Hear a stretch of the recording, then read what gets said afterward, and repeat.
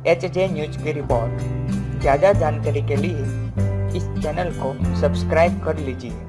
मिर्जापुर के मड्यान थाना क्षेत्र में नाग नागिन ने बच्चों से मां बाप का साया छीन लिया और सो रहे बच्चों के सिर के पास बैठे रहे।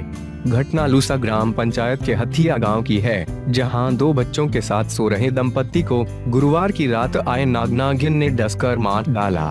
दोनों के बीच में जमीन पर सोए उनके 2 मासूम बच्चों को नाग नागिन ने छुआ तक नहीं।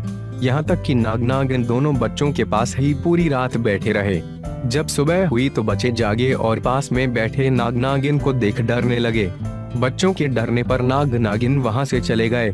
शोर मचाने पर जुटे पड़ोसी दंपत्ति जोड़ों को उपचार के लिए सोनभद्र के घोरावल ले गए।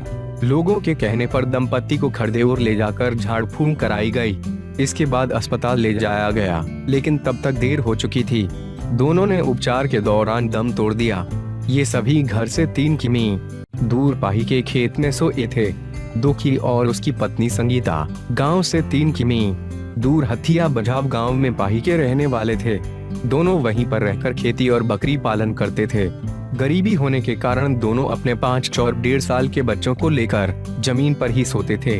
हर दिन की तरह बेटों को बीच में करके पति पत्नी किनारे किनारे सो गए। इसी बीच पता नहीं कब रात में आए नाग नागिन ने पति पत्नी को डस लिया। नाग नागिन के डसने के बाद सुबह उठे बच्चों ने उन्हें देखा। इसी से आशंका हुई कि दोनों की मौत का कारण ये सांप हैं। बच्चों के शोर मचाने पर आसपास के लोगों की भीड़ जुट गई।